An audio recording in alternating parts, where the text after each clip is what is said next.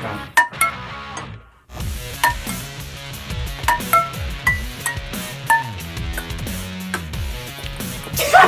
on!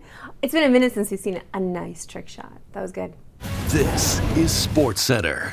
Hey, I'm Marissa Roberto, and it's a huge one tonight, as Connor McDavid and the Oilers look to punch their ticket to the second round. Now, anytime we talk about the Oilers, we have to talk about the dynamic duo of McDavid and Draisaitl. And yet, both guys have been killing it, combining for 18 points through just 4 games.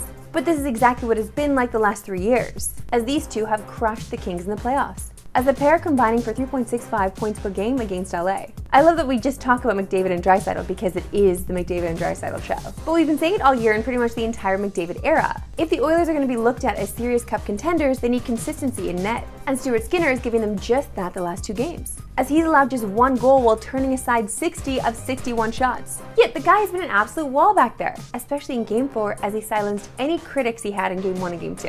And if the Oilers can get that kind of play in net, you gotta think that they're Canada's best chance to win a cup since '93. And the odds reflect that, as they're heavy favorites to win the West at 2-1 and 5-1 to win the Stanley Cup. I'm sad for me about this, but really happy for Oilers fans to hear this news, you know? And speaking of Canada's shot to win the Cup, the odds got a little slimmer last night as the Jets fell to the Avs in Game 5, losing that series 4-1. Out of all first-round matchups, this result is perhaps the most shocking, as the Jets won all 3 meetings with the Avs this season. But after Game 1, this series was all Colorado. And the biggest surprise was the play of the likely Vezina winner, Connor Hellebuyck. Hellebuyck is 2-12 in his last 12 playoff games, and has allowed 3 or more goals in 9 straight playoff games. Those aren't good numbers for a guy you rely on to be your best player. But there's other blame to pass along as well. Depth scoring leaned heavily in Colorado's favor. And if we're just looking at the trade deadline acquisitions, the duo of Tyler Toffoli and Sean Monahan got outscored by Colorado's one big addition at the deadline. And it wasn't just him. The big 3 of McKinnon, Makar, and Mikko Rantanen all had the exact same stat line, 2 goals and 9 points. That's so random and so weird. I don't like that. That's weird, right? I do feel a little bad for Jets fans, I won't lie. I know Jesse's going to be moping for the next, I would say, full month, at least until the end of the playoffs, actually. So, it's tough. It's a bittersweet thing because I'm really happy for Luka. Canadian racing fans, we're getting close, as the North American debut of the official F1 exhibition is just 2 days away. Following successful runs in Madrid and Vienna, the F1 exhibition is a must-visit destination for all racing fans and features F1 cars, racing simulators, and never-before-seen artifacts dating all the way back to 1887. I was there yesterday before they officially opened the doors to the public. And don't worry, I'll give you the full fan experience later in the show with Roberto on the go. But first, here's my chat with curator and producer of the F1 exhibition, Tim Harvey. I'm here with Tim Harvey, the curator of this incredible exhibit in Toronto. How does one even go about curating something so fantastic? Well, I think you know, like all great stories, you start at the beginning, and the beginning for this exhibition is 1887, the first race, the first motor race that took place between Paris and Rouen. One car turned up, it won, and we follow the story from there. Okay. So this room is called Once Upon a Time in Formula One, and it really tracks the story of how motorsport and motor racing developed from that first race in Paris right the way through to the first International Grand Prix in 1906, and then the birth of the great marques, Alfa Romeo, Ferrari, Auto Union, Audi, what is it now, Audi, Mercedes, in those interwar and pre-war years, and how that, after the war, became Formula One, the championship that we know and love today, and how the different chapters of the sports history has rolled out. It's a fascinating story, and we try and capture that grand arc in one gallery, and that sets the scene for the stories that we tell elsewhere. I know people come from all over just to see this for sure, but what will audiences in Toronto enjoy the most about this? I think some of the cars that we brought to the show are great, and they really reflect some pivotal moments in the history of the sport.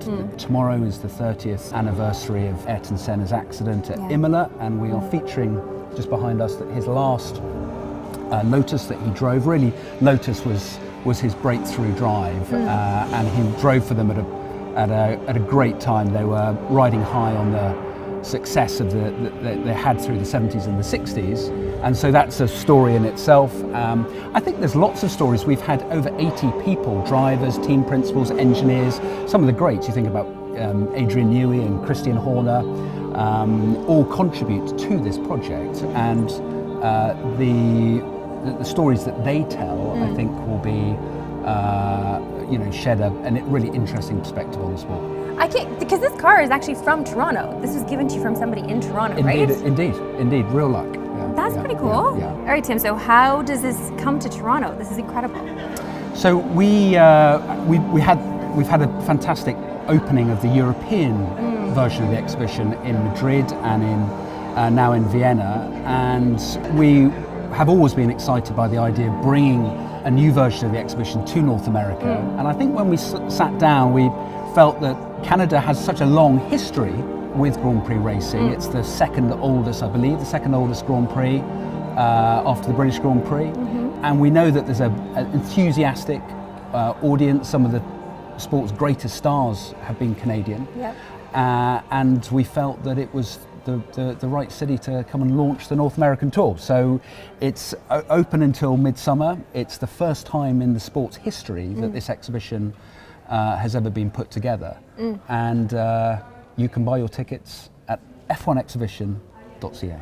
Ooh, I love a good plug. This is incredible. Thank you so much for doing this. Yeah. Tim was so kind, and I really want Toronto to show up to prove to him that this city will be the best stop on his list. The official F1 exhibition opens this Friday, May 3rd, at the Lighthouse Art Space in Toronto and runs for a limited time. Get your tickets now at f1exhibition.ca or just click the link below. Now they always say congratulations. Time now for my favorite segment on yours, that we love sports today. Why we love sports today. And the caption on this said, the best sports highlight of all time. Well, we'll see about that. Best sport highlight of all time. I dreamed it all. Ever since I was young, they said I won't be nothing. Now they always say congratulations. Work so hard, forgot how to vacation. You know what? I won't say it's the best sports highlight of all time. Maybe if we all understood the sport that you were playing, we could put it up there. As I told you earlier in the show, I was recently at the F1 exhibition, Toronto, and that place is wild even if you're not a racing fan. But don't just take my word for it. I will show you in the latest edition of Roberto on the Go. I'm at F1, the exhibition in Toronto. I'm so excited to take you around. Let's go. I love that it's set up just like a ride at a fancy amusement park. We're gonna go into this holding room and watch all of this incredible F1 footage. Then the timer goes off and you're in. And one of the very first things you see when you walk in is this Lotus actually driven by Senna for his very first win in Monaco. You are getting real deal machinery here. Yeah. That's cool.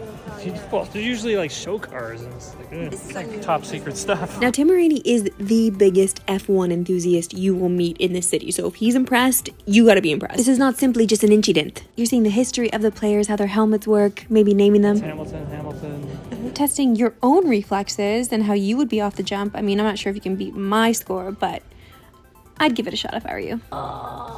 Too bad. There are also rooms dedicated to the reminder of how dangerous this sport is and how far we've come in technology to keep drivers safe. And before you go, you gotta jump into the simulator, and of course, you know I love a good gift shop. They got toys for pets, they got a Fallout-looking Senna hoodie, they got this keychain tiger. You think Tim has a thing for Ferrari? I got love for everybody, so I got this shirt and then put it on immediately, because that's what you're supposed to do. My only regret is not purchasing the tire from the gift shop. Ugh. And just a reminder, the official F1 exhibition opens this Friday, May 3rd, at the Lighthouse Art Space in Toronto and runs for a limited time. Get your tickets now at f1exhibition.ca or just click the link below. That's all for today. We're Pacific and North Eastern, no Pacific. Have a good one.